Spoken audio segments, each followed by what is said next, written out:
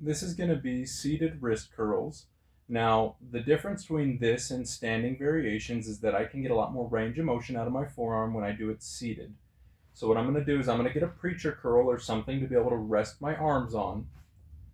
I'm going to take my bar. Now with the seated wrist curl, you need to play with your wrists and how far out your grip is. Certain grips may feel better. In my opinion, I like going a little wider with my hands because it feels better on my wrists and keeping my elbows inward. Now what I'm going to do is I'm going to place not my elbow, but the upper part of my forearm up against wherever I'm resting on. So in my case, it's going to be this preacher curl. Got my hands out wide, and I can choose to put my thumbs over top or back behind. It won't make a big difference. What you need to make sure of is that you let your wrists go fully slack and limp and go out to the edge of your fingers so I can get the biggest stretch I possibly can manage.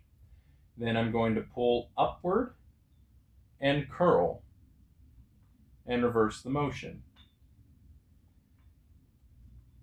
Now notice I'm keeping my elbows bent as well because I want to make sure that I don't use my shoulders or my biceps to help pull this up. So if you're having a hard time with that, you might even stand and get over it just a little bit more. So you have extra bent elbows. And now I can really take my biceps out and focus on my forearms.